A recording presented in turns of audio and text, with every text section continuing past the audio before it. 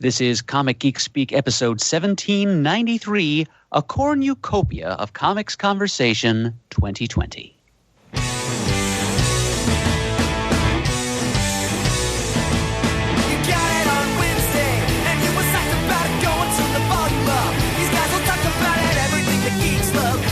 Laser beams, opinions like the seasons, and everything you read in comics, movies, games, toys, artists, comic geek speak, comic geek speak, comic geek speak, comic geek speak, comic geek, uniting the world's mightiest heroes. This is. I'm Adam Murdo. I'm Shane Kelly. I'm Ian Levinstein. And I'm Chris Eberly.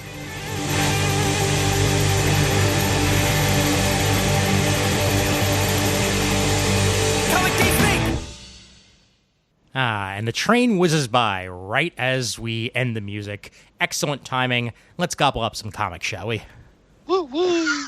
All right, and before we get further into this episode, I want to make two notes real quick. Number one, this episode was recorded last week, so because of that, we will not be touching on the news that broke yesterday as I record this, which was, of course, that HBO is going to be releasing all of their movies simultaneously on HBO Max and in theaters in the U.S. We will, however, probably wind up talking about that a bit on what I'm about to announce here.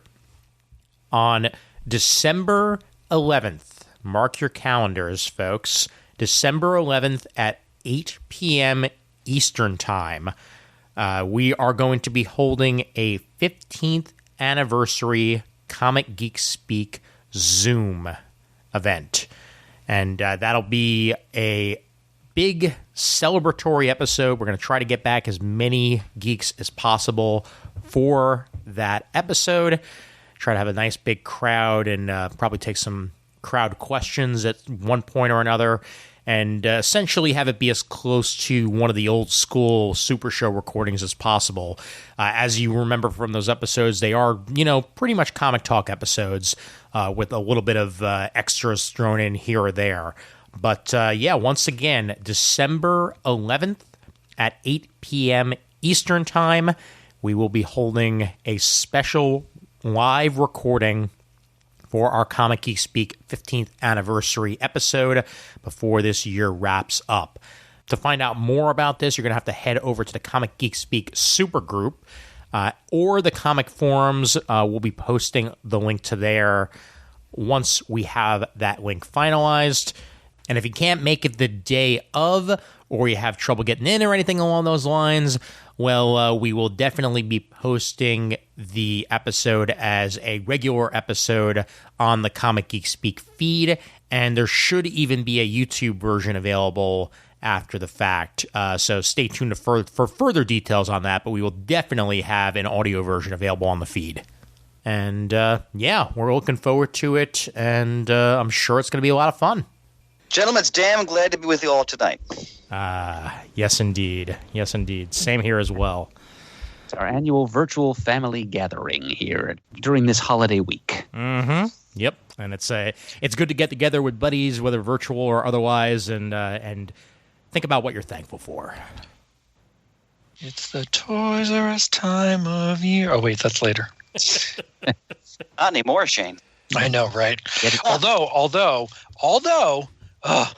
I watch every now and then. I'll catch a toy hunt video on YouTube or something. Mm-hmm. Boy, Canada's got a plethora of Toys R Us's yet, and they are gorgeous.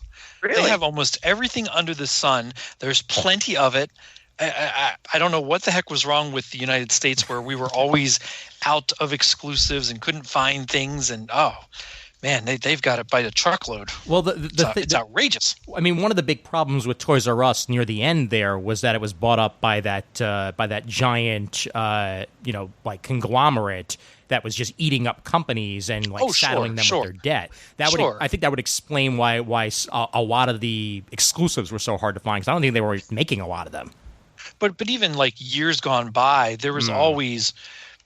Part of it was you would have exclusives at Target, exclusives at Walmart, exclusives at Toys R Us. Up in Canada, you have Walmarts and you have Toys R Us's, but the Toys R Us's seem to have almost every exclusive under the sun up there, and plenty of them. Where down here, even this latest round of the G.I. Joe Cobra Island stuff that came out that was so hard to find down here because it was a Target exclusive, and pre-orders were getting canceled left and right, and people weren't receiving things. Up there, man, you walk in, there's toys everywhere. It seems it's fun to watch because it's nostalgic for me to see Toys R Us's still in existence. But yeah, it's bitter. I miss that as a toy store to go to. Well, Shane, did you know that technically Toys R Us is back? Yes, it's just not the same. And there's none around here. I mean, I don't know how many there are, but there's not many. There aren't many. I think there's maybe 3 of them total. One of them in New Jersey. I think in that mega mall with the giant Nickelodeon in it. Could the be Nickelodeon theme park. I think that's where they opened up the first return Toys R Us, and yeah, it's like a boutique now. It's very, very different. Is it a permanent, or is it just on a seasonal pop-up basis? Well, it's been since last year. I don't know if it was permanent the whole year, but it started last year around this time, if I'm not mistaken. Correct. Yeah, I think it was originally going to be seasonal, and they did well enough where that particular location is staying opened. It's the Westfield Garden State Plaza in Paramus, New Jersey. And the second location opened in December of 2019 in the Galleria in Houston, Texas. Okay. Yep. So that's we'll see what's happening there. And funny enough, I have to mention this because it actually has a lot to do with the downfall of Toys R Us. Toys R Us made another agreement with Amazon to distribute all their stuff. So back in the day, rather than make their own website to sell toys, right, Toys R Us had a deal with Amazon where it was Amazon's back end, but Toys R Us's branding, and you would buy stuff at Toys R Us and it would be through Amazon for distribution. And they lost a lot of money on that because they weren't making full money off of the purchases. And they sued, and there was a whole back and forth, yada yada yada. And now they just finished their deal with Target to run the Toys R Us website, and now it's yet again, as of 2020, being run by Amazon. So go figure. And that's our toy segment for today. Well, I'll add one other thing. There was a couple announcements this week from Hasbro. Mm-hmm. Well, it would have been last Friday. Thank goodness it was G.I. Joe Flint and Lady J, non-exclusive. You can get them anywhere. It was the easiest pre-order I've had in months. It was great. Nice. I think I'm trying to remember what movie got announced that it was delayed that I wanted to mention to you, Shane. One of your favorites that was supposed to be part of the Hasbro extended movie universe that they were going to make a movie out of. Mask. Well, Mask is out there, but yeah, that keeps getting pushed back a little bit. Yeah. I think it was going to be Visionaries. Yes. Yeah, I think it got pushed back another, if not another year, then at least a couple of months past where it was going to be released. Yeah, I got to say, there was 2 toy fair shows ago. Hasbro threw up a thing of properties in the works, let's say, and one of them was Mask, and yet nothing's come out or been heard of since then. Yeah. So I'm very curious if they'll ever come out with anything. I guess we're going to have to see on that one. Yep. Yeah. Yep. All right. So, but before we get to the full nit and gritty on this one, a couple of sad announcements just to start things off that I wanted to make sure got mentioned on the show in one way or another. A guy with a lot of history with Comic Geek Speak, wasn't always a listener, but he was there at the beginning and was a fixture on both the Comic Geek Speak forums and the comic forums for quite some time. And was also one of the first people I met through the Comic Geek Speak community at one of the New York meetups. Might have even been the same day that I met Raph. So that's how long I've known this guy. Unfortunately, Mike Cho passed away this past week due to a bout with kidney cancer. Oh, jeez. Yeah, and he was a big part of the Super Friends of Dorothy on the original Comic Geek Speak forums, and had some great friendships there. Was a huge part of the Comic News Insider community for a while with Joe and Jimmy, and I would see him at a bunch of their meetups and what have you as they were happening, and we'd see each other from time to time and run into each other at cons and what have you, but we're never really that close afterwards. But was always happy to see him, and he always had nice words to say, and always a good quip here and there, and very sad to hear of his passing. So wanted to make sure I mentioned that on the show for any of the old timers that happen to be listening who may not have heard. Yeah, that's terrible. Yep. I'm sorry to hear that. Very sorry to hear that. Yep. Yes, indeed. We also had the passing of a voice actor. The voice actor for Cyclops in X-Men Evolution passed this last week. And this is now the second voice actor for Cyclops that has died in this year. Weirdly enough, like I think the weirdest fact I could probably throw out there. But Kirby Morrow was the guy's name. He was a pretty prolific voice actor in a bunch of different things. Ninjago he was on, and was one of the voices of Goku in one of the Dragonball dubs, and a couple other things. So sad to hear that happen, but at least his voice lives on in many different. He wasn't that old. He wasn't that old, right, Ian? No, he not wasn't. at all. Yeah, no, he was born in 1973, so he was. Oh, he was my age. Yeah, all right. Yeah, so he's definitely on the young end. So sad to see that happen, but we'll definitely try to talk more positive after this. But just wanted to make sure to throw out the mentions there, just so that everybody was aware. Oh, it's imperative, absolutely. Yeah. Mm-hmm. Yep. How's this for good news? Wonder Woman.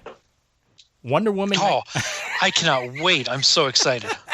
Wonder Woman 1984 will be released simultaneously in theaters and on HBO Max on Christmas Day. So I already told the family, Christmas Day, get ready. That's what we're doing. So watching Wonder Woman. This kind of dovetails with our earlier conversation about where's the future of movies. Yeah, you ain't kidding, because this is huge, and Disney. I mean, again, Disney had already announced that their Pixar movie is going straight to Disney Plus, which was big enough news to begin with. But for a major tentpole, superhero movie like this to go day and date digital, that's something. And I don't know if this was the case with the Pixar movie. You'll have to let me know if you know this, Ian. But unlike Mulan or there was something else that came out too that went for like you had to pay an extra $30 to watch it on Disney Plus. This HBO Max thing is not like that. It's just going to be there. Mm-hmm. Yep. Yeah. The same with the Pixar movie actually for Disney Plus. Okay. One's not doing the Mulan method. It's just going straight there. And yeah, no, this is huge, and I doubt it's going to continue past this happening. Like once the pandemic is cleared up, but there's a lot of movies in the pipeline that just have to come out. Yeah. Well, and I do think that there's a possibility of certain things to go this route down the road. I mean, I don't know that you're going to have every theater packed again like you did for Marvel movies anytime soon. Yeah. Even if the pandemic just disappears, it's going to be a while till everything like that comes back to absolutely normal. So I think there's some longevity that could happen for at least a couple of years with stuff like this. Yep. I think Shay makes a very valid point, because this is such a transformative event in the whole world, in our country, as in particular for us. But there may be lasting changes and consequences in many different facets of life because of this experience. And you're looking at companies looking to still be able to turn a dollar at the Christmas season with early Black Friday sales, good prices on TVs, large TVs, fancy TVs that make the viewing experience at home much easier than doing it at a theater, even more so than it was. I mean, there was a point before all these Marvel movies and Star Wars movies started coming back out that I had been pretty much done with going to the theater, except for once in a while, something really special. It was only because of all these Marvel, DC, sci-fi movies coming out that I was going to the theater so often. But you give me a platform where they're going to be released at home, or even a possibility of it. And and I'm all for it in a certain way. I mean, I still love going to the movie theater, but I don't necessarily care to anytime soon right now. And you have things like Black Widow in the pipe as well, and we don't know anything that's happening with that. That's been in the can for a while. Right. You've got Wonder Woman coming out. You've got all these streaming platforms. You've got The Mandalorian, which is doing great on Disney Plus.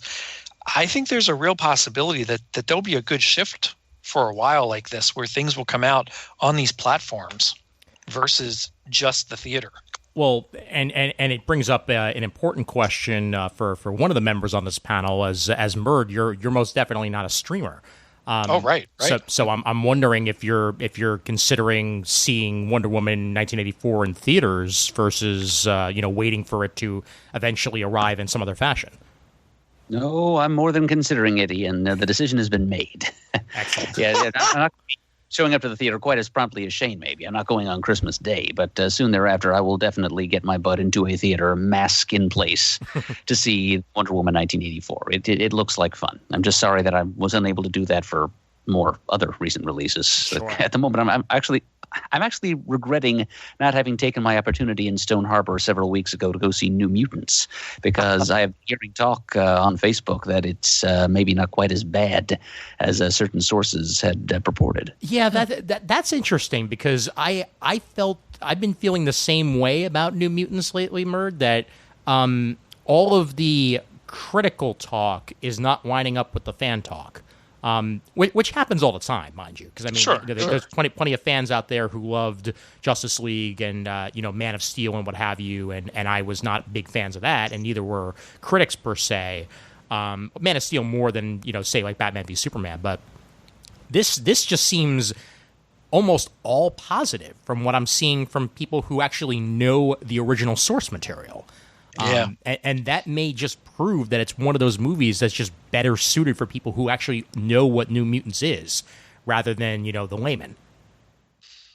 Yeah, it made me think twice about not wanting to see it when I started seeing a lot of positive feedback on the computers, the internets. And because of the deal that was made, back in the day of Fox, I believe this movie will be premiering on HBO versus Disney Plus. Oh, wow. Yeah. Okay. So I'm not quite sure when it's going to go from rental to, available on HBO. People will have the opportunity to see it for quote unquote free if they already have themselves an HBO subscription. So something to think about. Yeah. Well, even just going back to the Wonder Woman thing a little bit, I am just excited that I have HBO Max, and I've watched Westworld on it, and I'm looking forward to things coming down the road in the future. But I was very excited when they announced that, and it's very selfish because I want to see the movie, and I would like to see it from the comfort of my own home, and now I'll do it on Christmas Day. Yeah. They recently added AirPlay to Roku, so anyone who is still unable to see HBO Max because they own a Roku player and happen to have an Apple device, they now have a way of seeing it. But I just got you were mentioning upgrades to TV, Shane, and I literally just got a new TV, and HBO Max is not included in the bevy of Vizio's apps. But again, there's AirPlay and there's Chromecast capabilities in it, so I can still stream from my phone onto the TV, which is better than nothing, at least. Well, just in the last week, Amazon Fire Sticks had it that it's now HBO Max on their app, so that was cool because I have a Fire Stick up here in the comic room, so I was able to download that. Even without that, though, there was still the HBO app, and I could see almost everything. Like plenty of movies were on there that I wanted to see that I could watch without it being HBO Max. The fact that it's now HBO Max just adds icing onto the cake. Yep. Yeah, definitely. I'm more in Murd's camp. I'll because I've actually been going to the theater this past few months. I mean, there's nobody there, but a handful of people. But my theater's been playing classics for $5. Oh wow! So I saw Jaws and The Exorcist in the same week, which was absolutely thrilling. And then a few weeks ago, I went to see one of the greatest movies ever made, The Big Lebowski. Nice. The Dude Abides. So, Murd, I'll be there with you in spirit, my friend. Excellent. I'll save you some popcorn, Chris. Thanks, bro. I went to see The Big Lebowski in theaters at a special 420 showing on April 20th a couple of years ago at a dine-in theater in Williamsburg, Brooklyn called Nighthawk, and they had an entire menu themed to The Big Lebowski. Including their own take on an In-N-Out burger and a bunch of other things, and it was such a good time.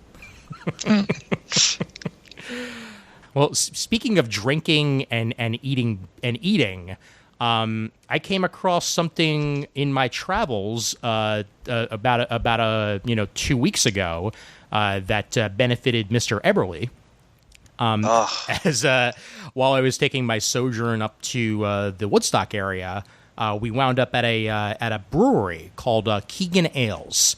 One of my favorites. They have some really, really good stouts and a couple of other selections, but their milk stout in particular they're known for any of you beer aficionados out there. Strangely enough, beer and comics seem to go together. So there's a lot of fans of comics out there that are fans of beer that I've seen. Shockingly more than I thought. But anyway, so while I was at the brewery, I'm looking at the walls, and there's comic art all over the walls. And I went and took a look. And it turns out that they were selling prints from a specific artist that were available for purchase for different for different things that he had done. And the artist's name was Charles Barnett III, and he was mainly known for inking in the 90s. From the looks of it, he worked on ElfQuest for a while, Deathstroke the Terminator, a couple of issues of Avengers West Coast. The Fantastic Four Annual, specifically Fantastic Four Annual number 25, Twice Upon a Time. He worked on, plus a couple other random specials here and there, and he did a bevy of work, Fantastic Four Unlimited, and so on and so forth. But he had these prints available, and one in particular caught my eye for Mr. Eberly, as it was a send-up to Black Panther that was really well drafted. And I immediately, took a picture of it, sent it to Chris, and he was in the immortal words of Jamie D, bye, bye, bye. And I just went ahead and mailed it over to him recently, and now it's in his good hands. It's in my hands as we speak, honey. And again, I want to thank you for this just delightful gesture of kinship. This is a great print. He's even got the classic Jungle Action logo at the top. I'm looking forward to framing it. Absolutely, my pleasure, sir. Yeah, no. If I come across anything Black Panther, immediately my mind goes Eberly. For better or for worse. Exactly. Oh boy. What else have we been up to? What's been on our minds lately? Well, my oldest came home from college last Friday, and the first thing he said was, "After I unpack, can we watch The Mandalorian?" So, for the first time in weeks, a couple months, me and my two boys sat on the couch and watched the show together. Nice. And it was the latest episode of The Mandalorian. Very good, very good. It was a lot of fun. Yeah, excellent choice. I'm glad you had a father-son moment there. Yeah. It's been a while to have both at home, to have that kind of a moment. So that was cool. I'm enjoying the new season very much. Part of it's because it's just new and you can see it and it's well done. But I don't think the first 2 or 3 episodes really had much to do with story. They're fine. The 4th episode takes story and goes whoosh, right through the roof. Fantastic. First 3 episodes were a little bit boring. Very well done. I enjoyed them, but they have absolutely nothing to do with story to me. I watched the first 2. I enjoyed them thoroughly. I understand what you're saying. They're standalone adventures, basically. Yeah, and there's hardly anything to them that progresses the story of what the Mandalorian is supposed to do with the child. Yeah. Well, it's a hell of a tease, though, at the end of the first episode. Yeah, it is. It is. Oh my God! And I hope that that's not just all it is. I hope there's more to come with that. There's more to come with that. There's no way they would tease something like that and not follow it up, because that's I can't imagine it. That's too huge. I mean, no spoilers, but it's massive. It's massive, and from what I've been hearing from the rest of the season, even though I'm not caught up, is that we're definitely getting extended Star Wars lore integrated into the Mandalorian. That some stuff that was animated series exclusive, some stuff that was books exclusive, all making its way into one combined package. And I'm really looking forward to finding that out. Yeah, me too. Yeah. I'm looking forward to more to come. But this last episode was really well done, I thought. There's after you get caught up, I do want to ask a question, but I can't do it yet. That's fine. And I didn't even think about it until I saw a post about it somewhere. And I'm like, oh, yeah, you're right about that. So that made me cringe a little bit in thinking about timelines and whatnot. But yeah, it was really good this last episode. I thought it was a lot of fun. Shane, one thing I wanted to say, because I've watched episodes 1 and 2, without spoiling, I liked in 2 how they reminded you of the presence of the New Republic. Oh yeah, yeah, and yep. So that there's, even though I agree with you in the sense that these are more just standalone, and the second one was borrowing heavily from Alien to boot, but yeah. But that's Star Wars. It's always taking in classic themes from other sources essentially. But sure. There's little touches in each of them so far, though. Again, I'm too behind, but that remind you of this wider universe that it's part of. And I'm looking forward to them expanding that even further, which you guys seem to be the case coming down the pike. Oh yeah, yeah. When you get to the 4th episode, that just expands it exponentially in some ways, right? And the possibility of what's to come even more so. Now, is this show like the only real vehicle for Star Wars into the foreseeable future? No, there's a lot of other things in the works from what I hear. You have the Obi-Wan show that's supposed to start filming in March. Okay. There's 2 or 3 other shows in development from various characters. Mm-hmm. They are starting to, from what I'm reading, starting to work on what to do with movies next. And something that I haven't really found anything confirming it, but I keep hearing over and over from a couple different places. You have Jon Favreau and Dave Filoni, yes, as well as George Lucas, kind of developing these things. So it's like they're bringing George Lucas back into it to help develop some kind of story that sort of retcons some of what happened in Episode 9, yet gives new life to the universe. I don't know. I'm curious to see what comes of that, if that's what's happening. That's interesting, because you know what? I watched Episode 9 again because my younger son hadn't seen it maybe a month or so ago. And I got to be honest with you, I kind of struggled to get through it. It's not holding up well for me. Yeah. No, and I can watch it's very much like Attack of the Clones for me. I can watch bits and pieces of it over and over again, certain scenes, but overall, it's okay. And in comparison, I could rewatch Episode 8 over and over again, and I continue to feel that way. Of all the 3 movies that came out in the most recent trilogy, it's Rian Johnson's Episode 8 that holds up to me. I have to watch that again. I haven't watched that. Wow. I can't do it with that one. I mean, I do watch that one occasionally, but I can rewatch The Force Awakens more than either of the other 2. Fair enough. And mind you, I've seen The Force Awakens more than the other 2. Mm-hmm. But I still think that Episode 8 is the strongest of 7, 8, and 9. Interesting. And Rian Johnson may very well still be doing his movies. They haven't said otherwise. They just haven't talked about them in a while. Because he was supposed to be doing a series of trilogies not too far out after everything else. But again, they have not mentioned that in a while. But they haven't mentioned any movie in a while.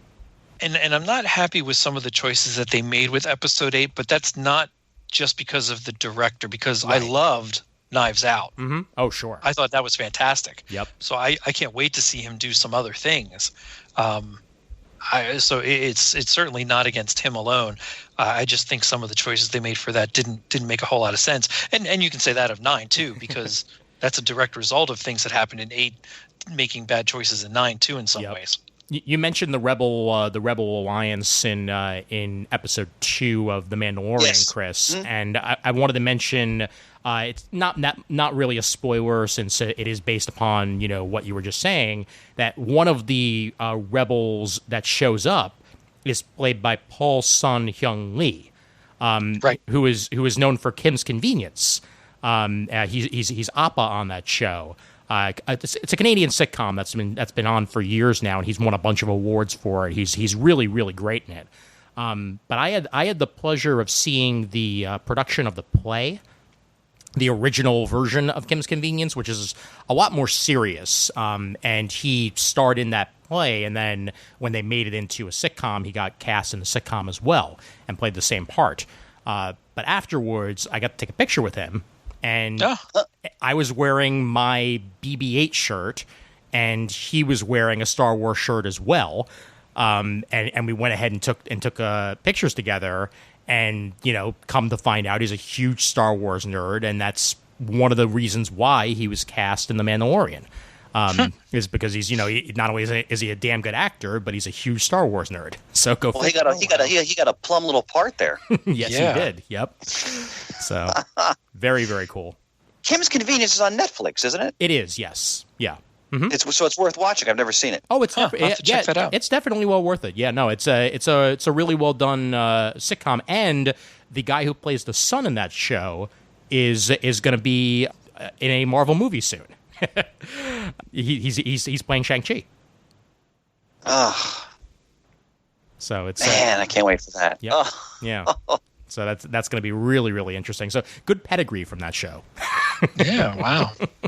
Good nerd pedigree in general. So Murd, you're over at the studio. What's happening at the studio? What you got some stuff there for us? Oh, it's almost as if you had been briefed on this subject beforehand. Yep. There's we can do a CTS mail call here. Because we do have a couple of things that have accumulated here in the studio of late. It's almost a cornucopia tradition. That's true. And actually, the things that I've got here are appropriate to the season, as the Christmas season is very soon upon us. According to the Murdo's Decor Incorporated official count, Christmas Day is 31 days from today. Wow.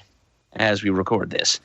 So the first thing I'm going to mention that came in was actually addressed specifically to me, care of Comic Geek Speak, but it's from our friends at TwoMorrow's Publishing. Oh. And I'd like to think that our friend Eric Nolan Withington had something to do with this being sent to my attention. We touched on it in a previous episode a little while ago. It is one of TwoMorrow's famous hardcover compendia on a given topic. And the topic this time is none other than the pop cultural celebration of the Christmas holiday. Nice.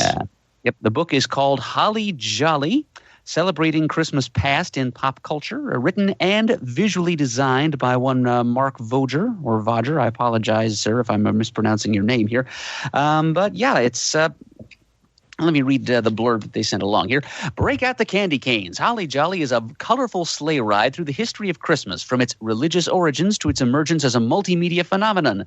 This full-color hardcover, 192 pages in length, explores movies, music, books, decor, comics, and more, featuring interviews with Charles M. Schultz, Andy Williams, TV's Mr. Christmas, Darlene Love, sometimes of the Crystals, and still more holiday memories. Written and designed by Mark Voger, author of the TwoMorrow's book Monster Mash and Groovy, which I've also got in my collection at home, which I'll read some sunny, florid June afternoon. The profusely illustrated Holly Jolly takes readers on a time trip to Christmases past that you will cherish all year long. And the blurbs on the back cover practically shout, toys, comics, movies, TV, music, decor. And the design work is really pretty impressive. I think Chip Kidd himself would be proud of some of the work that Mark has done. TwoMorrow always does top-notch production. They sure do. Oh, you said it. Yeah, so that's a book tailor-made for you. Fantastic. Oh, yes, if you gentlemen don't object, I think this is definitely going to be coming home with me. Oh, please. No, of course. Right ahead. Yeah. Please. It's not even going to make it into the CGS library. It had my name on it in more ways than one.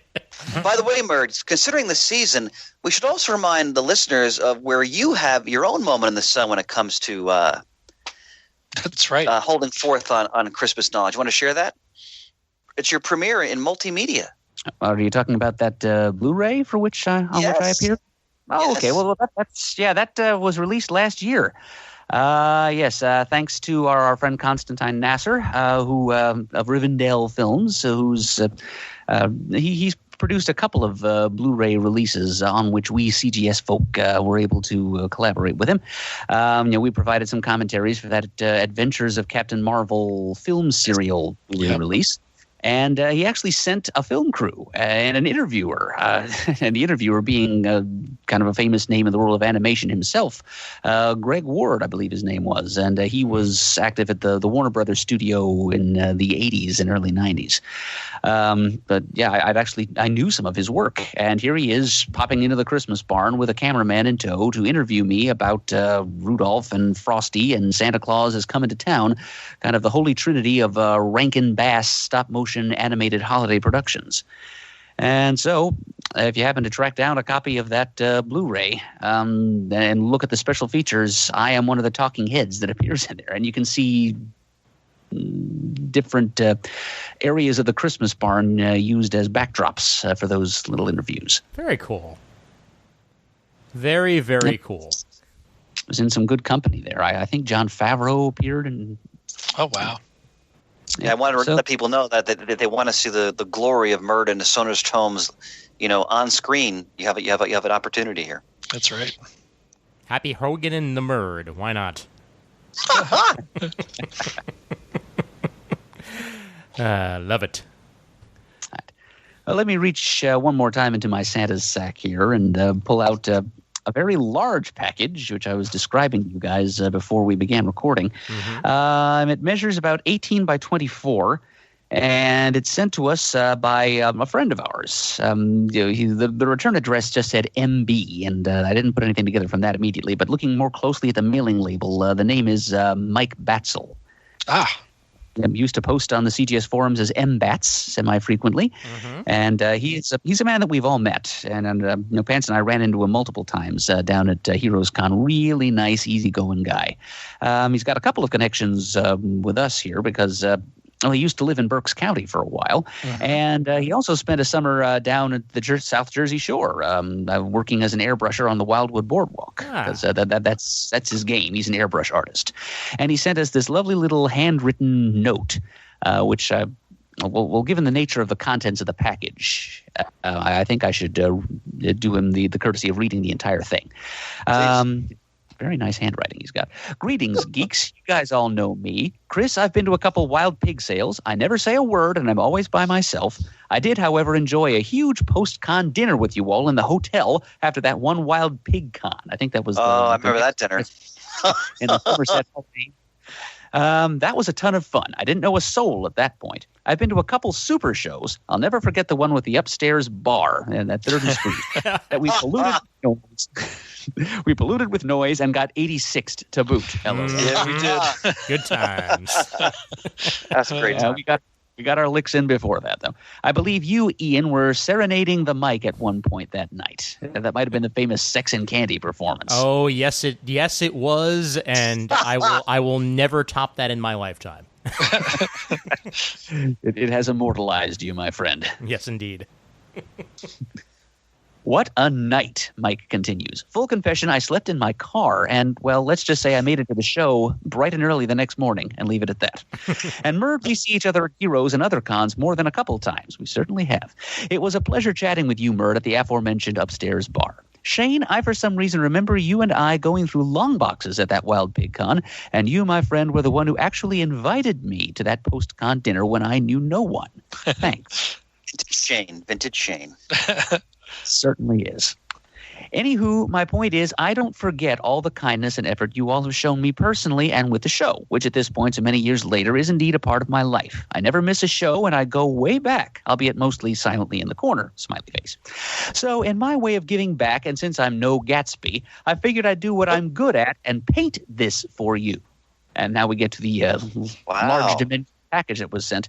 It's not a print. It's the original painting I did with my airbrush and acrylics. I hope you like it, and it's entirely up to y'all what to do with it, whether it's in the studio or one of your homes. So, sorry the frame is a cheesy poster frame. I wanted to keep it light and unbreakable in the mail. Mike, it's more than fine. Sure. Sure. Absolutely. Happy holidays, Michael, a.k.a. M-Bats. Hi, Pants. This one's for you two, of course. And of course, will become clear when I tell you that this is an airbrush and acrylics original of the Yvonne Craig Batgirl and what appears to be the Eartha Kitt Catwoman. Wow. Lounging around the Lincoln Futura 66 Batmobile on a background of very bright, shocking neon pink. Oh, that's awesome. It is just classic visual kitsch. And Mike, thank you so much for this. Thank you. thank Sure, we you. can find a spot on the wall of the CTS studio if Pants doesn't slink in here and steal it before we get a chance. I can literally hear him screaming, mine, mine, mine, mine, mine, mine, mine, mine. Well, I think you'll at least steal in here at some point to get a look at it. Oh, of course. Yeah, Of course. yeah. Man. Ooh. Damn, The fate that's has been- fine. And Murd, if you could get Pants to take a picture of that when he does arrive at the studio next, that would be appreciated. Oh, sure. I'm sure he'd be happy to. Oh, and Mike sent along a business card, too. His email address is mbatzel, BATZEL, 2112, as in the Rush album, at gmail.com. Nice. So if anybody needs some custom airbrushing done, Mike is probably your man. He's a fan of superheroes and horror, too. I saw an image he did of Elsa Lanchester as Bride of Frankenstein once, which was just stunning. That's Oh, I can't wait to see this. Thank you so Very much. cool. Oh, Thank you. very, very cool. And meanwhile, Murd, you get another gift. oh.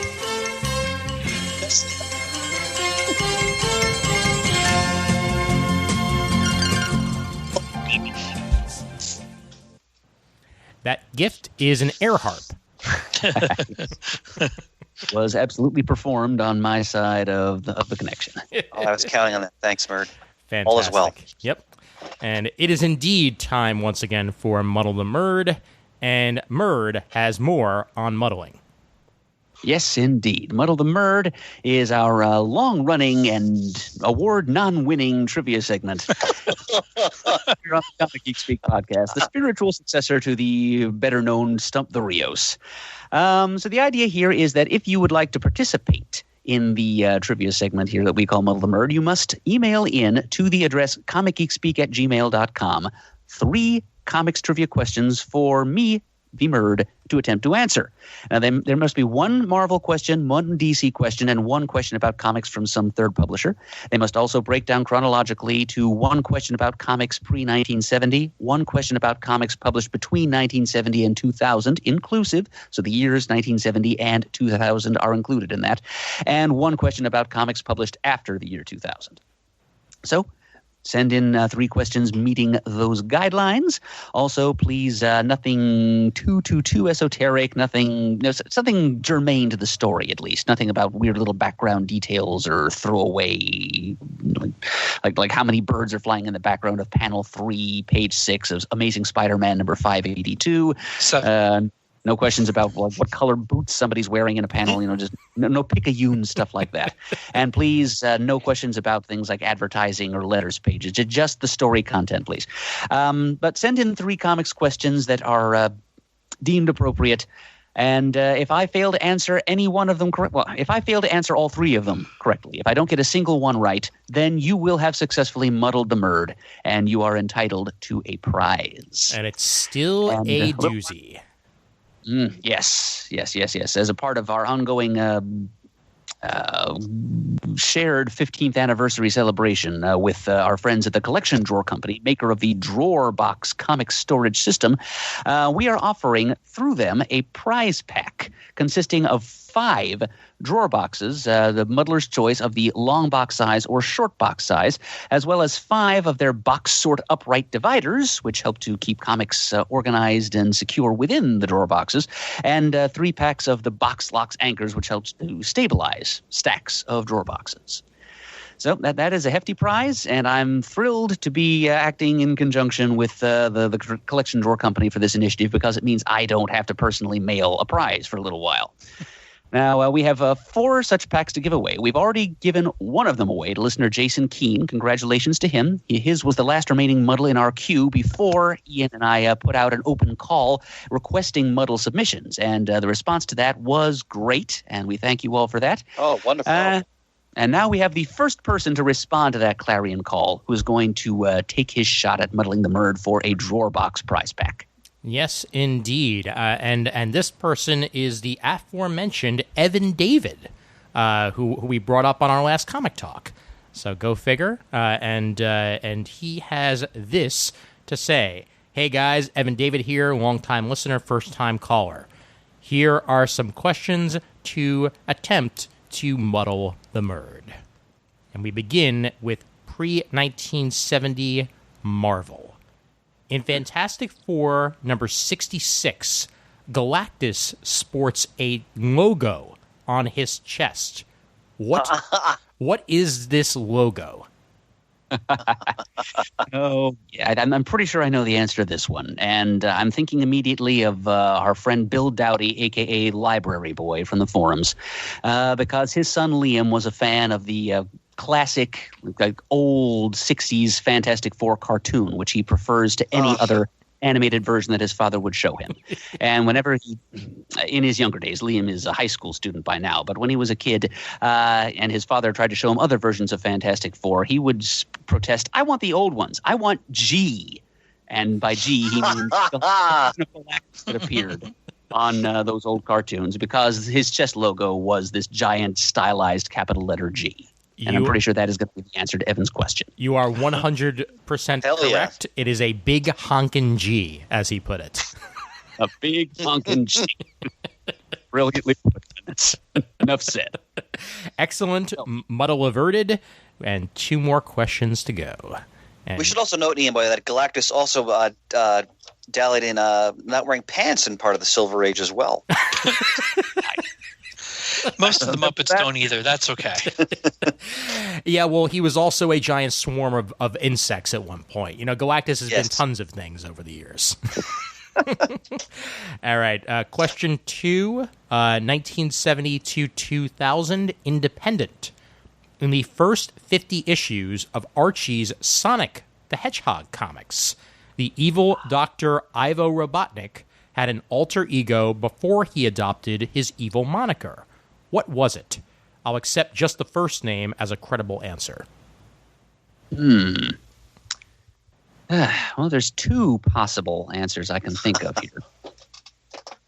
Not sure which one he's thinking of. You know, not to make myself sound like an expert on Sonic continuity here, but I know we have a couple of listeners, including one, I think it was John Grigas out in Wisconsin, perhaps, who sent us a few Ian Flynn written Sonic comics for our perusal just to try to hook us in, which I enjoyed, but it didn't quite do the job of making me a regular reader. Boy. All right. It's either a first name. Now that might not be either of the things I'm thinking of then. I'm either thinking of Eggman or Kintobor. I'm going to go with Kintobor. Well, that's the last name. So you do indeed get that one. The answer is Julian Kintobar. Which is Robotnik spelled backwards. Yes, it is. Well done, and you are 2 for 2. All right. That is rare. Yeah, I know, and you know what? I think you may very well be heading towards a sweep here because I think I know you quite well. Question 3 is DC 2000 to present, and just barely 2000 to present, as this took place in 2001. Speaking of Galactus, who is the DC Comics analog to Galactus who appeared as the primary antagonist in the DC event Our Worlds at War? Imperiex. And we have sweep. The hat trick has been made. Fantastic. Evan even states, I don't even care if you guys get this one right. I'll have plugged my favorite DC event via this question. Wahahaha. Murd, I'd love to hear why you don't like an event like Our Worlds at War as much as a Crisis proper. I find this particular one much more enjoyable. Wow. I know. My ulterior motives have been accomplished. I bid you adieu, gentlemen. Keep up the good work. Evan David. Well, thank you very much for playing our game, Evan. Okay, I'd like to maybe get Peter Rios in here and pick his brain about that. That's something that could probably come up on the Crisis tape sometime years down the line at the rate we're going. But yeah, we'd probably eventually, once we get through saying all the things we can think of to say about the Crisis event itself, we'll start talking about its legacy and all the different major cosmic cataclysm type stories that it has spawned, inspired, influenced, etc. at DC and elsewhere over the decades since 1985. And Our Worlds at War would certainly come up in a discussion like that. And I don't. Yeah, Our Worlds at War is not my favorite DC crossover, obviously, because it's not Crisis. But it does have its fans. It has its supporters. I've seen that. I know I talked about it on episodes of Murd's Time Bubble semi-recently. Or I have to say semi-recently because the most recent episode of that podcast was released over a year and a half ago as of this recording. But yeah, I did get somewhat into Our Worlds at War and how it succeeded and the ways in which I think it fell short of its own ambitions. But yeah, I remember there was a guy at my local comic shop at the time who was really excited for that because... well, it basically involved a lot of explosions in outer space. Yeah, that's personally, I just thought it was a little bit too long and big and messy and lacked a certain amount of internal focus. Yeah, for me personally, I do remember reading Our Worlds at War as it came out, and by the way, it was Murd's Time Bubble the 29th time. On October 19th, 2017, that you discussed Our Worlds at War, Murd. So that's something for the back catalog for anybody who does want to check that out. It is available. But I remember it... the way I remember Our Worlds at War is that it reminded me more of a Marvel event than a DC event in a lot of ways. Because it may very well just been because Imperiex was so much like Galactus that the general feel I had for the event just reminded me a lot more of that sort of gathering of characters than what you'd normally find in a Crisis type event for DC. And I don't know if it was intentional or not, but it very much that's the feel that it gathered for me. I read it, but I have no memory of it whatsoever. I remember reading it when it came out, and I remember liking certain one-shot issues of it, but not as a story overall whole. Yeah. It was okay, but there were some outstanding one-shots that came out of it. Mm-hmm. Yep. Young Justice in particular. Yep. Harley Quinn was one I was thinking of. Yep. Mm-hmm. And the JSA was another. Yep. But was there a Young Justice or a Teen Titans one? There was a Young Justice one, yes, definitely. And I remember that one fondly. I don't think it had knock on art, but it was definitely written by Peter David. And it was really well done. It just it was like a side issue of Young Justice, essentially, just tied into Our Worlds at War. Yeah, those were the ones that really stuck out in my head, and I know they're not even the whole overarching story, but those issues in particular seem to really just stand out above the rest. Yeah. Yeah, I think Shane's... Sorry, Ian, go ahead. No, I was just going to say, actually, I'm incorrect on it being Peter David. It was actually Abnett and Lanning. The penciler was the same, though. There you go. It was a Todd Nauck penciled issue, just not Peter David written. So go figure. Okay. Shane, I was going to say that when I think back to all the different crossovers and mass events we've either enjoyed or struggled through, depending on how you took the story, but sometimes... the overall event may sputter, but there was enough in the kernel of the idea that a good one-shot can really be a gem in that. Mm-hmm. So we've seen that over and over the years. Yeah. Sure. I'd say that the thing I remember most about Our Worlds at War outside of the side issues is just the fact that we had the Black Emblem Superman for so long after that until he eventually... Oh, yeah, that's right. Yeah, until he eventually got less emo and his reason for donning it in the first place wasn't even, active anymore. Because if I remember correctly, Aquaman dies in Our Worlds at War, correct? Or at least appeared to die. Yes. Several characters did. Hippolyta also disappeared and seemed dead for a time. Aquaman eventually revealed simply to have been cast millennia back in time, as opposed to being out and out killed. Yep. Guy Gardner died. He went to hell, and his Voldarian powers allowed him to adapt and become a demon, which is something that few people remember, or even did remember 2 years That later. one I don't remember. Wow. Yep. So I'm not sure I think the only death that happened during that crossover that really stuck was a Strange Visitor. Strange Visitor. Wow. That was a really risky death that took there with that one. Jesus. Oh, God. Strange Visitor. Who is Strange Visitor? I'm looking it up right now. I don't even remember. Exactly. Sharon Vance, and she's a random person who received the random blue electric powers that Superman temporarily possessed when his normal powers. Oh yeah, I remember her now. Okay. Yep. All that power had to go somewhere when Superman's normal powers reinvinced themselves. So it just kind of traveled and, like a bolt from the blue, struck Sharon Vance, and she became the new Electro Zapper Superman person, and then she sacrificed herself during Our Worlds at War. And all I hear in my head is Michael Jackson's Smooth Criminal, but Strange Visitor. Bum, bum, ba-da-ba-dum, bum, ba-da-dum, bum. You got hit by electricity and became Strange Visitor. Ow! Shimon. Ian, you should stick to the comedy when you're on the Borscht Belt circuit, by the way. Oh, I know. Yeah. And I should only sing Sex and Candy. I shouldn't try to sing anything else. That doesn't work. Excellent. And a excellent trip down memory lane brought on by Evan David. So well done there. Well done indeed. Yeah.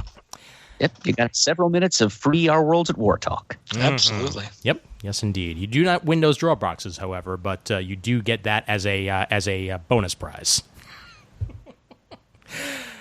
All right. So what we've been reading? I got a lot, so I'll let other people go first so I don't hog. I've been watching more than I've been reading, so I'm going to yield my time to Professor Everly. Yeah, I've been working more than I've been either reading or watching. Although I will say this, I've been on a bit of a Dragonball kick here in the late fall of 2020. Interesting. So, yep, I've been watching my DVDs of the anime, and I've got the first three of those Viz 3-in-1 volumes of Akira Toriyama's original manga. So I've been that's been my nightstand reading ever since I got home from Stone Harbor a few weeks ago. In those 3 weeks, I think I've read 4 actual American single-issue comic books. Well, Murd, if you do get quote-unquote caught up and want to watch Dragon Ball Super, just let me know and I'll lend you my Hulu login because they just added all of Dragon Ball Super to Hulu a couple of weeks ago. Oh, wow. Oh, getting caught up to that point would take me ages, Ian. A whole... Yeah, the only DVDs I have the first 2 arcs, basically, through the first Tenkaichi Budokai, the first World Martial Arts Tournament. Got it. Where little Goku goes up against Master Roshi in disguise, and that's as far as it goes. I do have the manga collections I have go further than that, but that's as far as I've ever seen in the anime. Yeah. When I was in college, I watched the Cell saga of Dragon Ball Z on Cartoon Network. But yeah, that's so my familiarity with this whole incredibly long, sprawling, questionably paced saga of Dragon Ball, Dragon Ball Z, Dragon Ball GT, etc. has been kind of spotty and limited. So it'll be several Coons ages, I'm afraid, before I can join you up there in discussing Dragon Ball Super. Well, I wish that Dragon Ball Kai was more accessible because that is a stripped-down version of Dragon Ball Z that they released a couple of years ago where they take out all of the filler arcs and just do what was in the manga.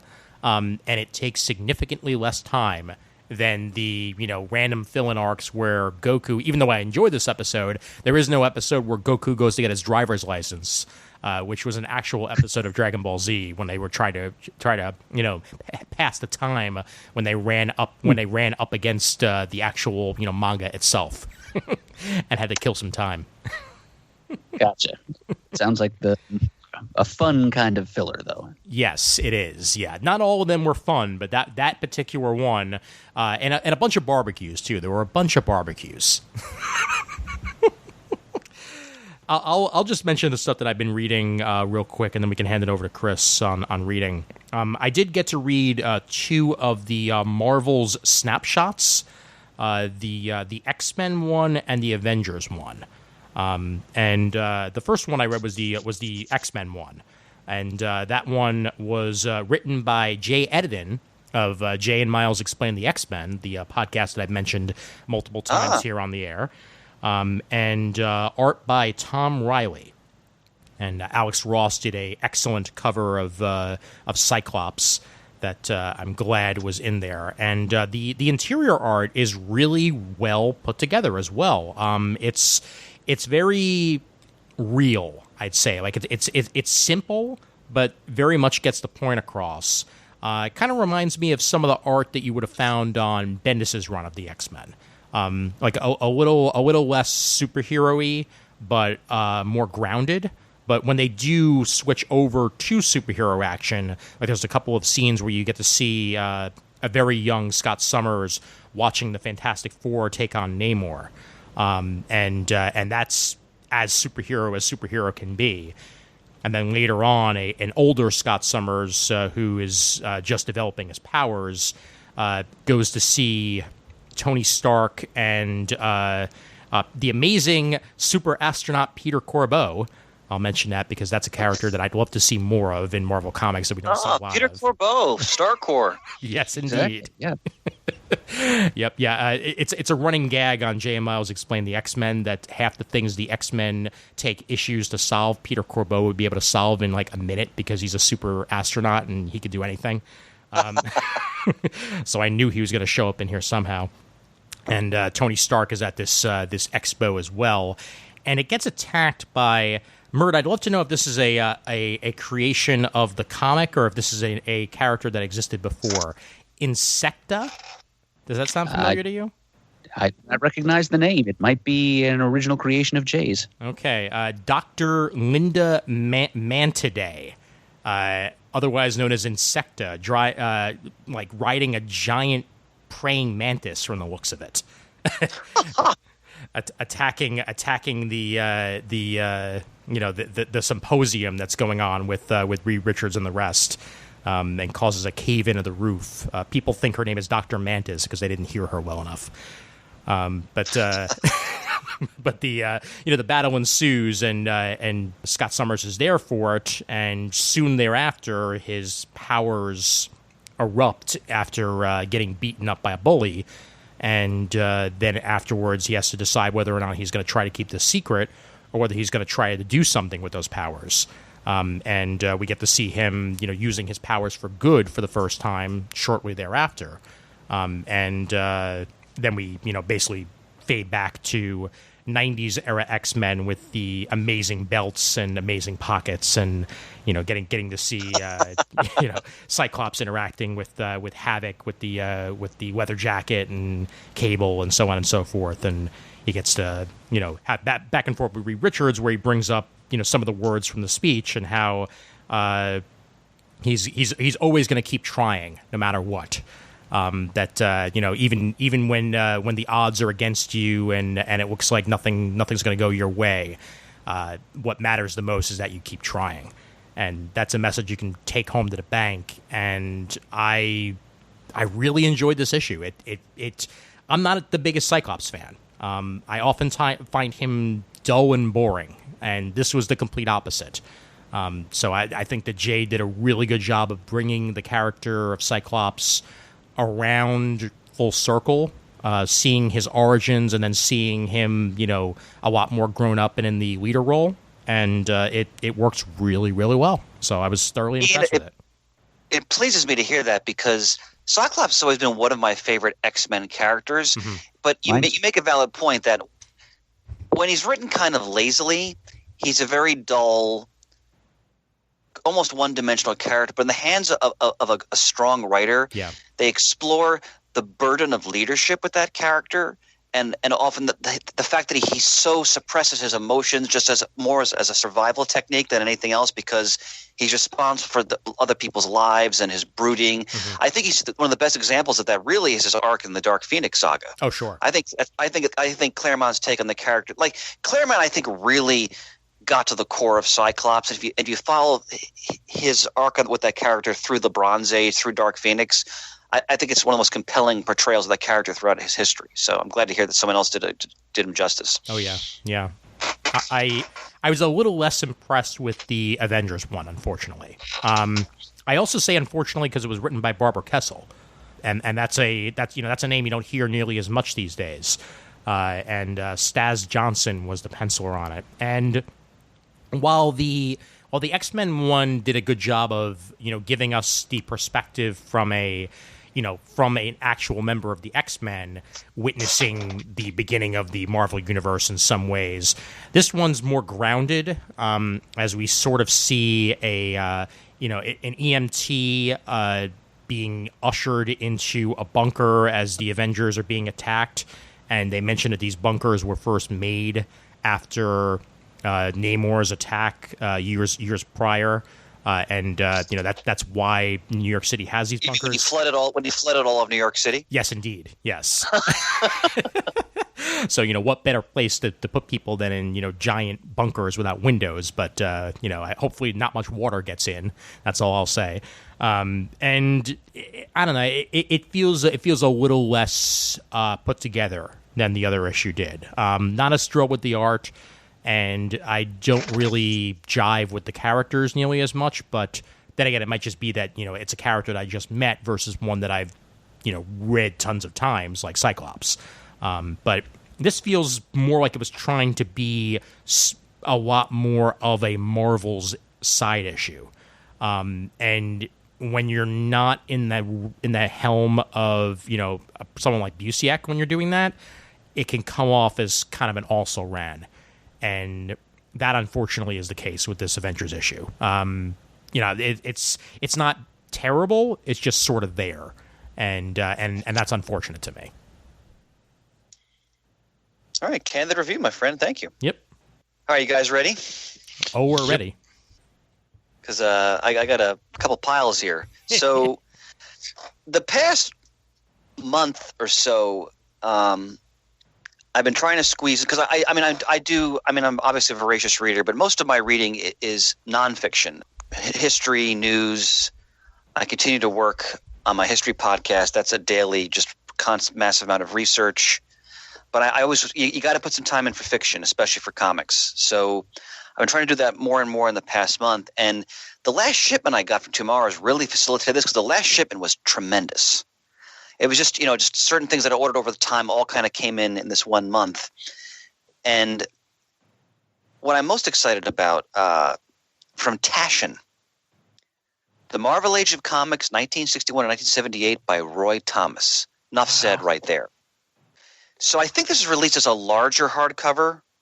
I bought I think it's the smaller version, because obviously it was not as expensive. But this is a glorious book. If you're a fan of Marvel history, and everybody knows that I certainly am, and you get to see it being told by someone who was there almost from the beginning, and it's just chock full with not just comic images, but multimedia images from the cartoons, the merchandise from the 60s and 70s, television. This is a fantastic historical tome. And what Thomas does, there's historical essays, but he also, it's almost like a checklist. Like he breaks down with small blurbs certain issues and explains the significance of particular issues, like Fantastic Four Annual #1.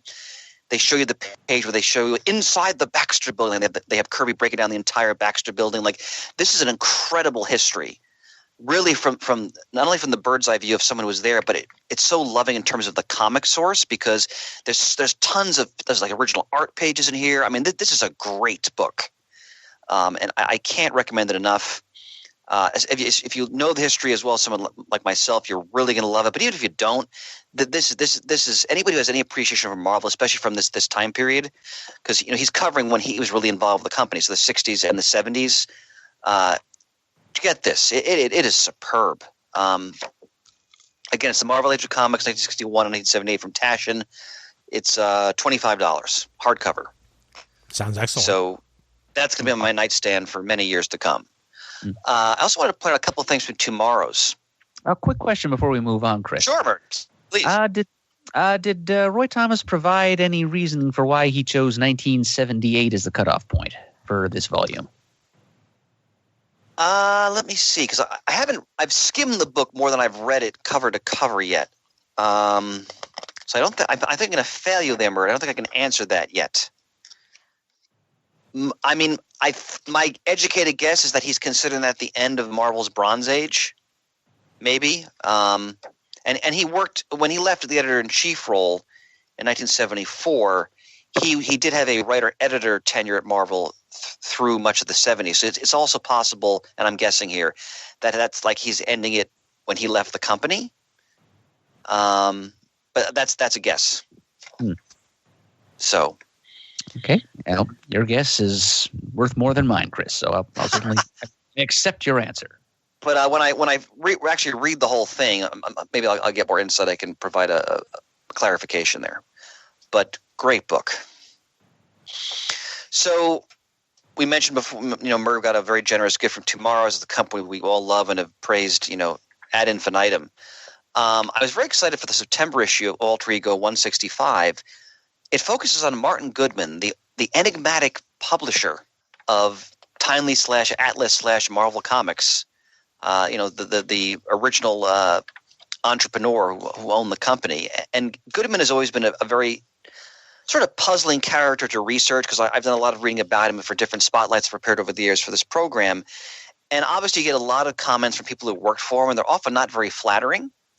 And this is a pretty detailed history. Some of the stuff I knew, other things I didn't, and a lot of it's based on reflections from Stan Lee, so it's his perspective as well. But the article does a wonderful job of really exploring Goodman's impact on comics, because, like him or not, or depending how you view him, he's an enormously important figure in the history of the American comic book. And this article is by Will Murray, by the way. And TwoMorrows always does a wonderful job with production in terms of photographs and art, and they really take you through how Goodman built his empire and the way he did business. Because some of the things he did were some people consider kind of shady, but that was the case of most of these publishers back in the Golden Age period. This is a great article, and if you're interested in this aspect of Marvel history, which I think is enormously important, I would definitely check out AlterEgo number 165.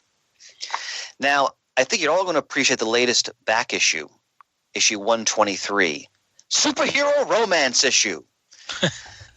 So on the cover, we have Star, Sapphire, and Green Lantern in the background, and then Carol and Hal embracing in the foreground. So I haven't read this thoroughly. I've just kind of skimmed it, but the table of contents, talk about wetting your whistle.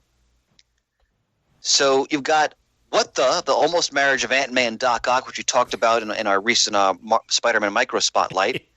Bring on the bad guys, Star Sapphire.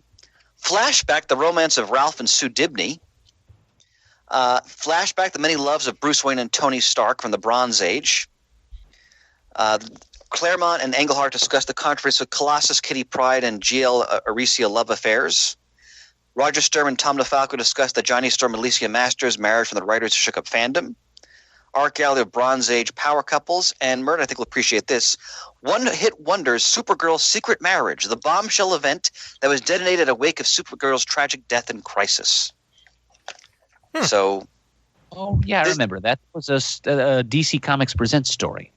Yep, I knew you would, my friend. This is a great. I mean, we all praise back issue, time after time, but this issue is especially chock full of just tons of fun. I mean. If you're they even got the picture of the Spider-Man wedding from Met Stadium. So yeah, this is good stuff right here. Yeah, they've even got Weird Wedding Tales, a gallery of nutty nuptials. The Bride of Man, Badge of Comics 407.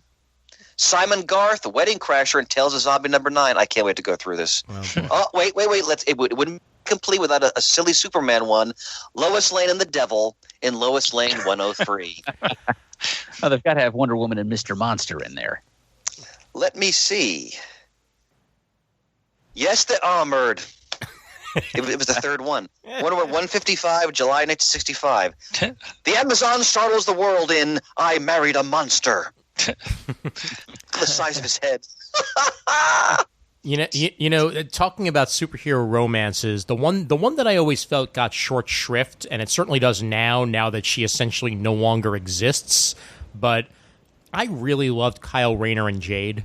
Like that was a relationship. Yeah, that was a well-developed relationship. Yeah, yep. It really, really worked for me. And, you know, there was a time where she didn't have powers, and he had just gotten a duplicating ring, and for a while she herself was a Green Lantern because of that. And it was a really fun time in comics, and I miss Jade. I really do.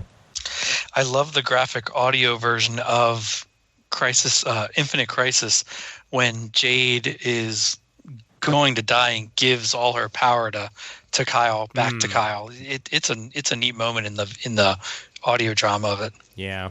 No. Now, Ian, forgive me. Has Jade been wiped from continuity?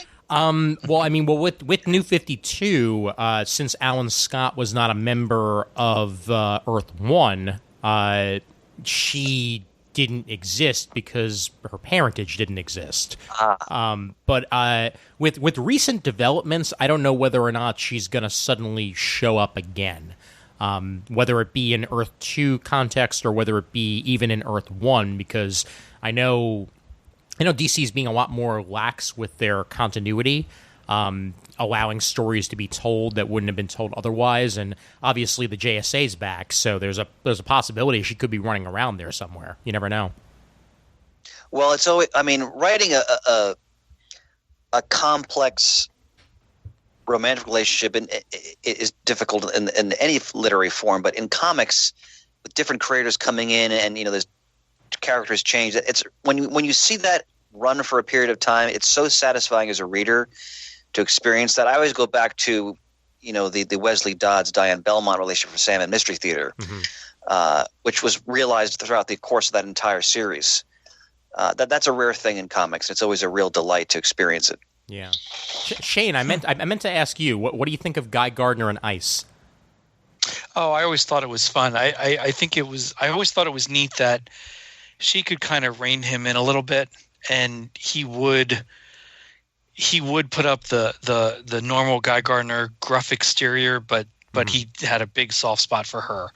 I always enjoyed that relationship. Nice. Right, and some comics I've read the past couple of weeks. All right, first of all, Tom King, Jorge Fornes, forgive me if I mispronounced that, Dave Stewart, Rorschach, issue 1. I was hoping you'd read that because I was waiting to hear your thoughts. And first of all, when I opened it, I saw right away that I'm assuming this is conscious. I mean, by the way, it looks amazing. It looks like it's David Mazzucchelli art from the 1980s. And I obviously mean that in the best possible way. The book has there's a feel to this book, a vibe, so in keeping with the world of Watchmen, but also from the sort of the 80s comic zeitgeist that Rorschach sort of epitomized in some ways. The art is gorgeous, and again, just Tom right off the bat. I mean, just brings you right. I don't want to spoil too much about this, but that there's an assassination attempt against a presidential candidate, and this takes place after obviously the events of Watchmen, and there's some mystery now about who is this person who has appeared in a Rorschach outfit, and this detective is now going to explore who this person may or may not be. That's all I'm going to say. But it's Tom King taking on, this iconic character, and he clearly understands the world he's dealing with, and the artist clearly understands that too. I am deeply excited for the remainder of the series. The first issue did everything I wanted it to. Now, Chris, about that. Hopefully it's not a spoiler for you to answer this, but DC Universe or Watchmen Universe? Oh, it's Watchmen Universe. Okay, good. I'm just checking because without question. Okay, without yeah. question. Because I haven't read all of Doomsday Clock yet, so I don't know where characters wind up or not. So I just wanted further. Well, actually, Ian, I got in my shipment the trade of Doomsday Clock, which I think I'm going to try to read over the holiday weekend, so we can talk about that hopefully down the road. Definitely, yeah. No, because I was just genuinely curious if it was taking place there. I'm glad it's taking place in the Watchmen universe, but you never know. So I was excited when Christopher Priest is doing John Walker, U.S. Agent. George Janty is the pen, so I got the first issue of that. Now, I must say this. This first issue didn't captivate me the way Priest's work usually does. I enjoyed it. I'm not sure if that's more the fact that I never found John Walker a particularly interesting character. And this issue, there were some great fun Priest moments. It didn't captivate me. I'm not hooked in this yet. I'm definitely going to go through the distance because I revere the work of the writer, but I'm interested to see what he's going to do with this, and see if he's going to make me care about John Walker, because I never really have.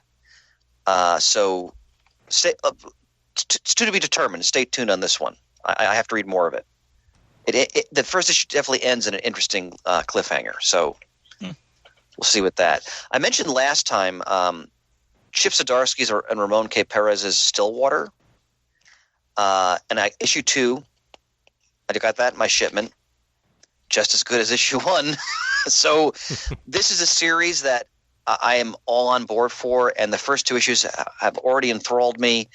All I say is a young man who's kind of down and out gets this mysterious inheritance. He goes to this town, and boy, things are not what they seem, and then he ends up, shall we say, in a world he was not expecting, with people who are definitely not what they seem.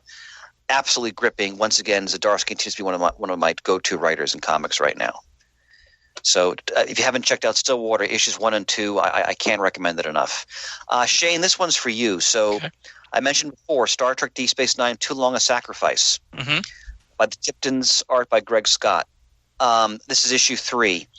Anyone out there who loved Deep Space Nine, if you miss it, get this book immediately. Because the writers just have down the voice of every character. You read the story, you were watching the television show. It is superb. It focuses on Odo, but all the characters have their moments. God, I love Garrick. But this is a superb Star Trek adaptation. But I mean, everything I've read by the Tiptons, frankly, has been great when they do Star Trek. Sure. But this one, God, they just had the characters down. It's so well done. And Shane and I had a bonding moment because we both watched that DS9 documentary they released. God, was that fantastic. Which is apparently available for free on Tubi TV right now. It's on, what did we watch it on, Chris? Amazon? Amazon Prime, yeah. Yeah. Okay. It's fantastic. Yeah, no, I've watched it twice. I completely loved it when I got to watch it. You are correct. It is part of Prime membership. And I think my favorite part of the entire documentary is them piecing together the what would be the next episode of DS9. That was that was a lot of fun. But I got to tell you, when they're showing, oh my God, what's his name that played Nog, who passed away? I didn't realize he died. I was so bummed out when I realized that. Yeah. When they show him talking about some of the interactions he's had with fans, and he gets choked up, and then later they're talking with Renee. And he says, as much as I enjoy playing, Clayton on Benson, and I mean, he mentions it, and then he says, but at least something like this obituary will talk about this role, basically. Right. And oh my God, I lost it. I was bawling. It was such a great. To the listeners, if you're a fan of Star Trek, and particularly, for the show, like I've often said, Deep Space Nine is my hands down my favorite Star Trek series. It's not even close for me. Absolutely. I love them all, but and the documentary does a wonderful job, I think, of exploring why the show is so good. Oh yeah. And they really also emphasize that how the show has really come into its own now because of streaming, because you can watch the whole thing. Because unlike other Star Trek series, it really was serialized, especially the latter seasons. Yeah. When the showrunner's talking about how they didn't have a following from the beginning, I'm screaming at the TV going, I loved it from day one. I was there. But I have because they were sold out of every other size, I actually have a 2XL Deep Space Nine varsity kind of jacket. It's wool with leather sleeves. It's got the space station on the back and the logo on the front.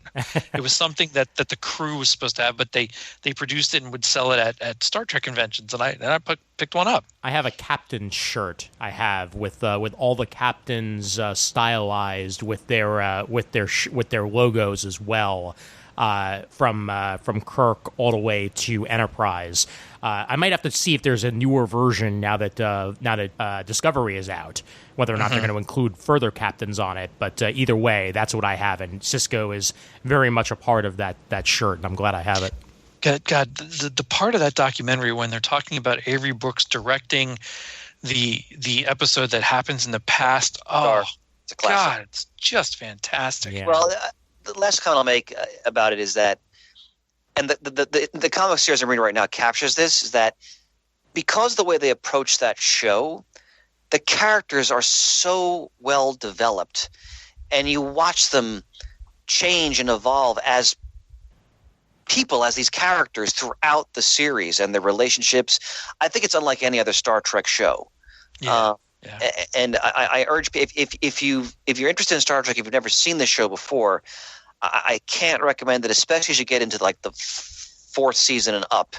Oh yeah, easily. It's top notch. Yeah, some of the episodes in the first two seasons, like any other Star Trek show, are a little bit hard to get through at times, but given the breadth of the entire show, I still would rather watch that show over and over and over again compared to any of the others. And I watch a lot of the other episodes from all the other shows, but boy, there's just something special about Deep Space Nine. Oh yeah, and it's on Netflix. You can see the whole thing. Yep. Yeah. Go ahead. I'm sorry, Shane. I'm going to cut you off there. Ian, I apologize. No worries. I was just confirming. So that's Too Long a Sacrifice you were discussing, right? Deep Space Nine, Too Long a Sacrifice. Yes. Okay, great. Just double checking that for my own notes. Okay. I've read the first two issues of Peter David's Maestro. So the prequel to Future Imperfect. Man, this guy hasn't lost a step as a writer. This is really fun. I want to pick that up too when it's collected. It's I don't want to spoil too much because he has such a great time with this potential, this possible reality, and some really interesting characters pop up. And Peter David was one of those writers who, when I think about, I've been reading his work since I was a kid. I can't think of many books I've read by him that I didn't like. Like, he's just a consistently outstanding writer who delivers. And this miniseries is no exception. So there's that. I've praised this many times in the air, and I was so excited when the new issue came out. Jeff Lemire for the World of Black Hammer, Skull Digger and Skeleton Boy. Issue 5. So I've mentioned before, this is like the Black Hammer taken like the grim and gritty, like 80s type vigilante. But because it's Jeff Lemire and it's the World of Black Hammer, it explores what happens when this vigilante, who's brutal in terms of how he metes out his form of justice, takes on a sort of a young ward, and how this kid is traumatized. It's superb. I'm looking forward to I think issue 6 will be the last issue, I believe. And it's been delayed because of the pandemic. But Black Hammer, just again and again and again, is to me the most exciting superhero concept in comics right now. So, and this book is no exception.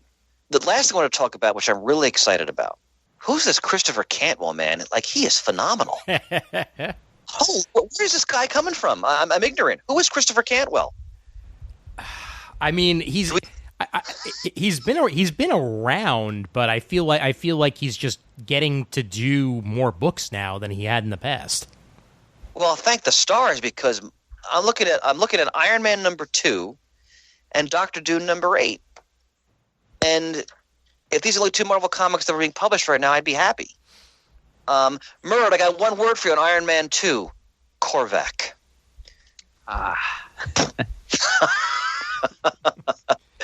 But let me here. I'm sorry, Murd, go ahead.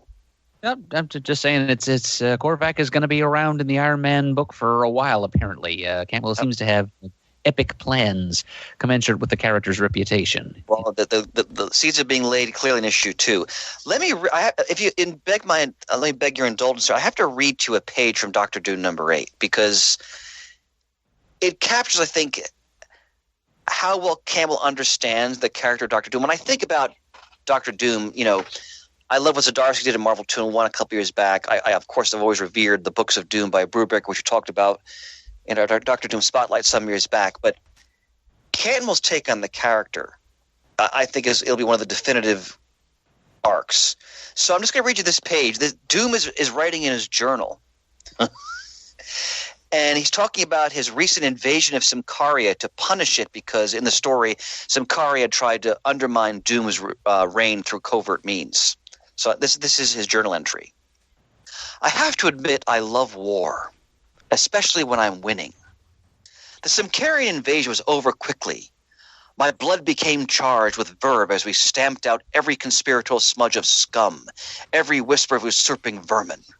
I even dusted off my old blaster buggy, which I haven't driven in ages. What fun it was to lay waste to so much at such invigorating speeds. Here was Doom at his greatest. I am a strong proponent of total war and no quarter. If you're going to break the back of an entire nation, you may as well do it right. We even killed most of the livestock.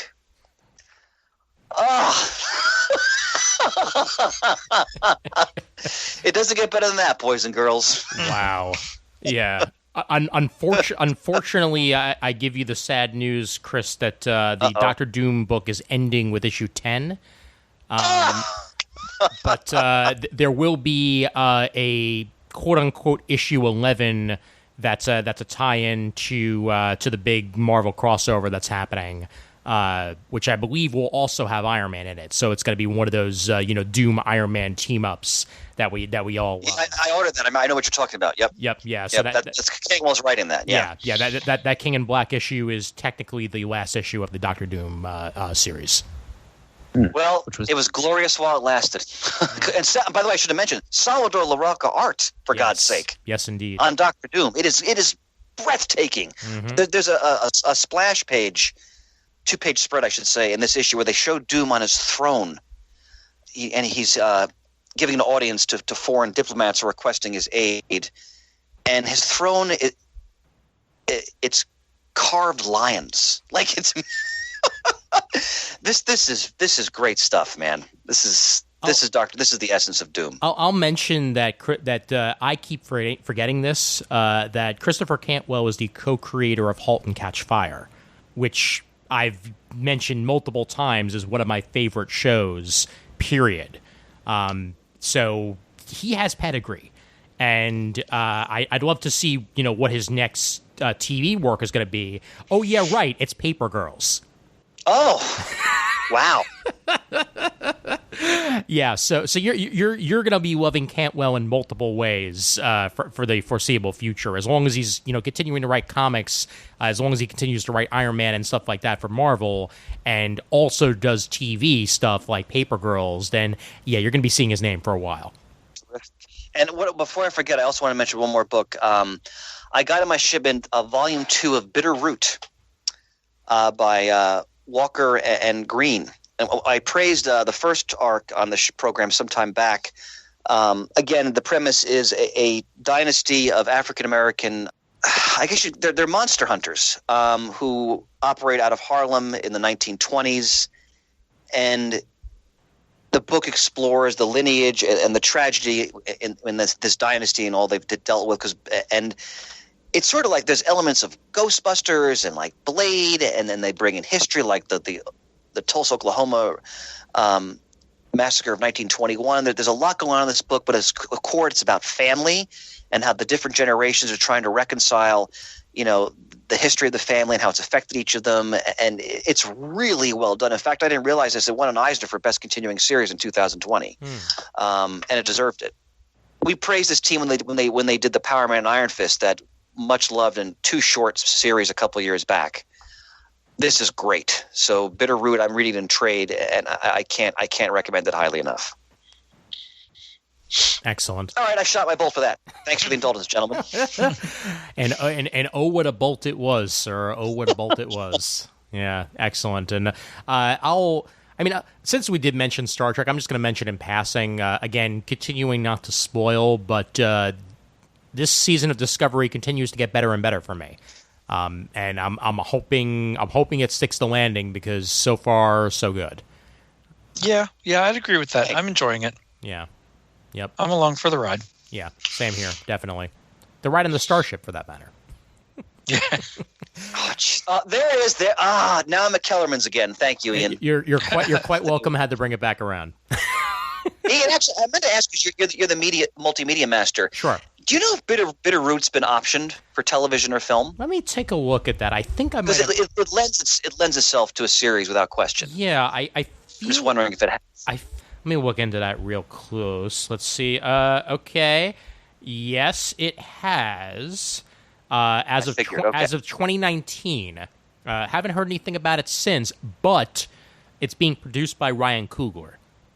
So that's some high pedigree right there. All right. Yeah. He's. I don't know if he's going to direct, but he's at least producing the project. So if it does go forward, it will go forward as a film as of now. Okay. Yep. All right. Yep.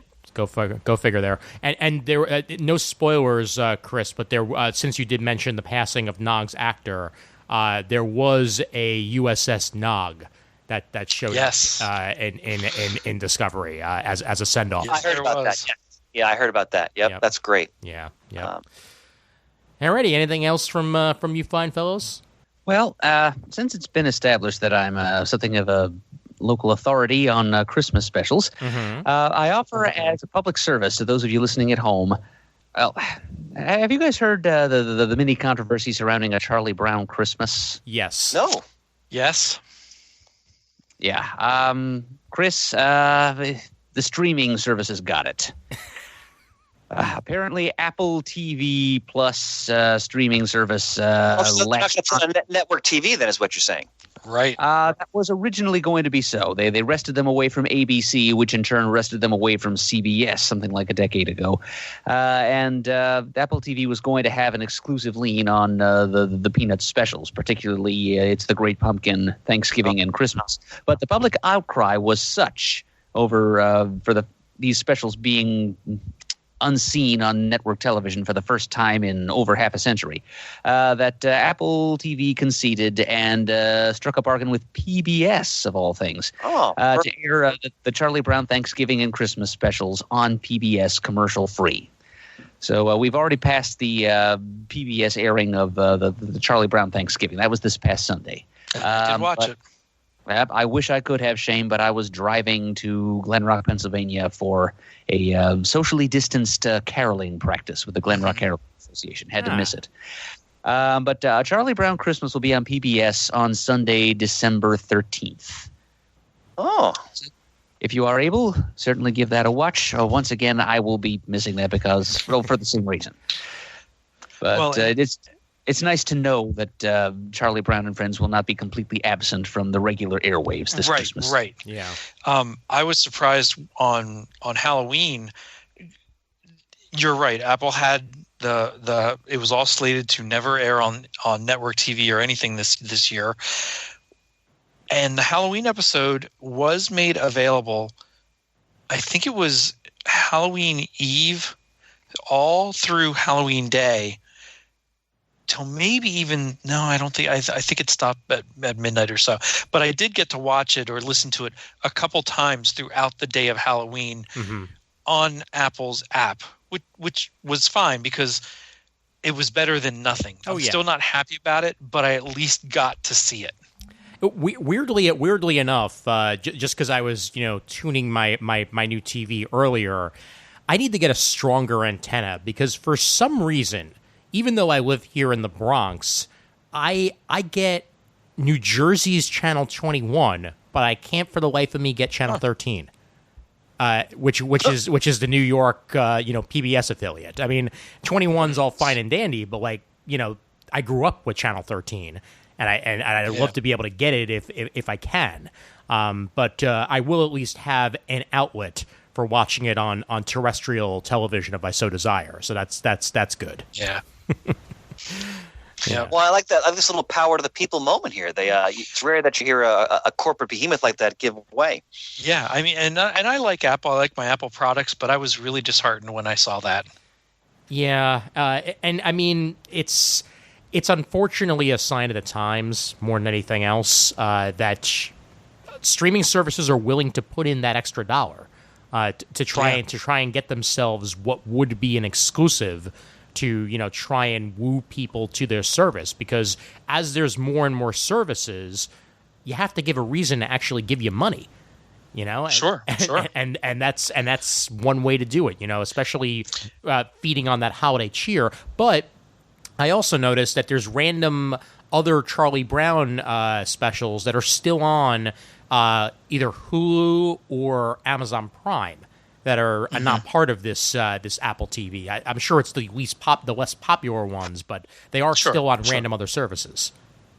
Well, and what also struck me as odd with this is normally around the holidays you can, I mean, all year round, but normally around the holidays they put a quote special on.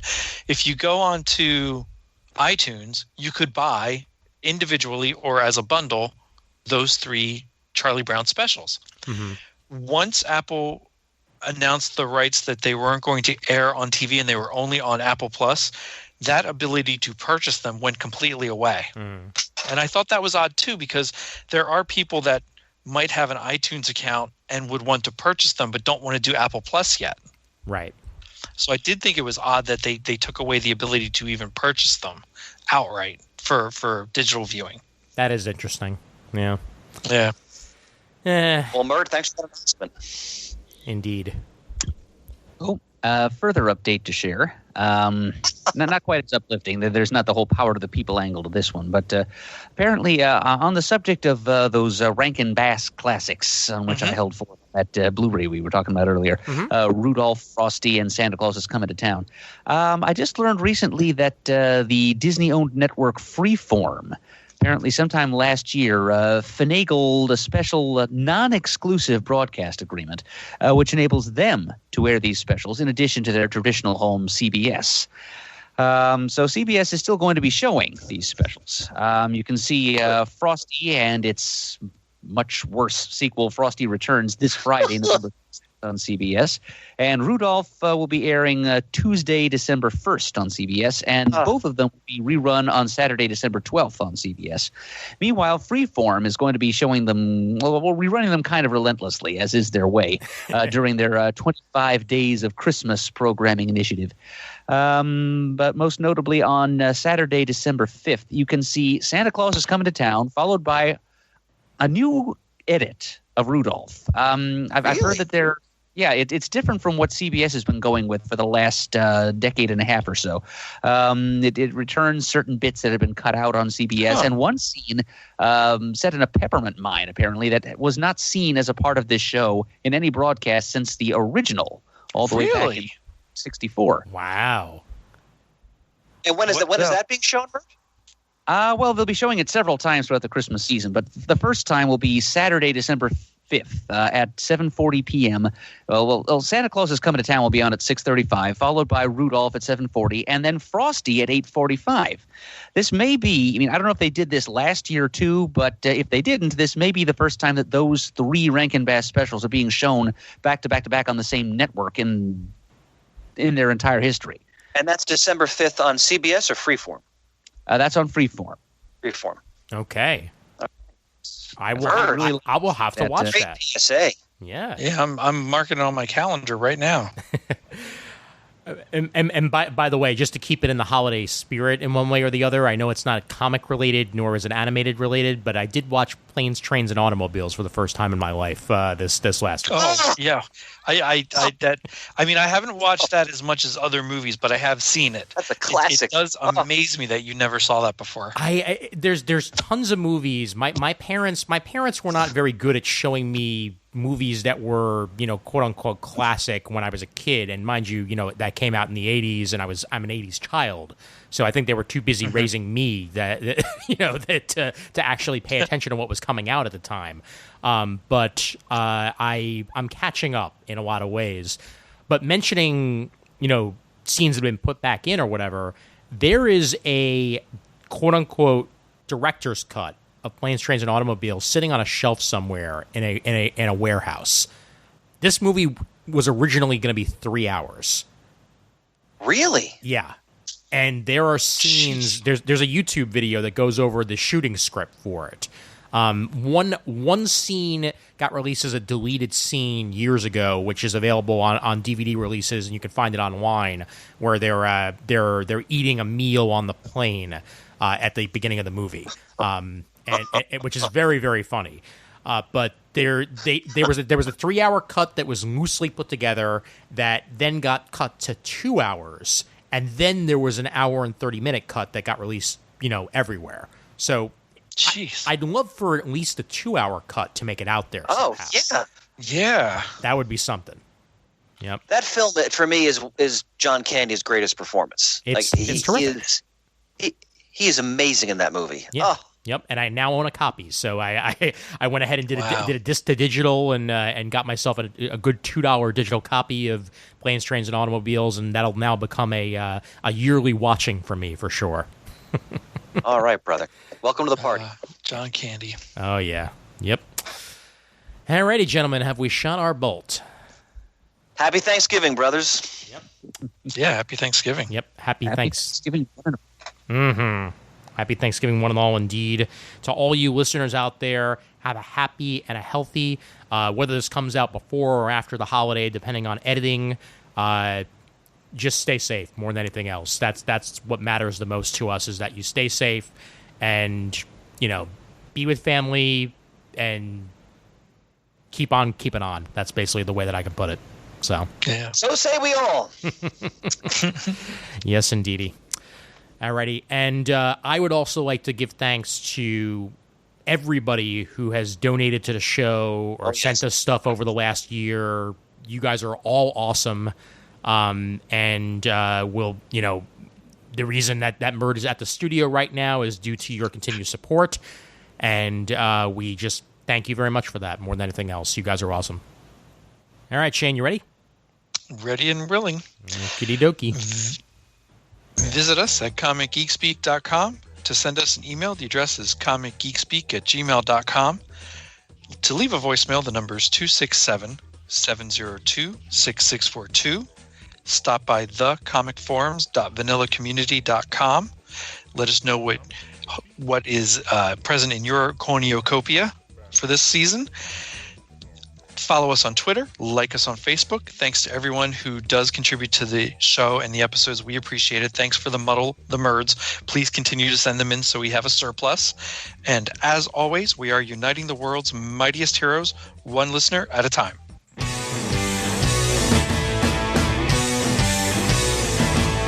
got it on Wednesday, and you was psyched about it, going to the volume up. These guys will talk about it, everything that geeks love. From cakes to laser beams, opinions like the seasons, and everything you read in comics, movies, games, toys, artists, comic geek speak, comic geek speak, comic geek speak, comic geek speak, comic geek. Uniting the world's mightiest heroes. This is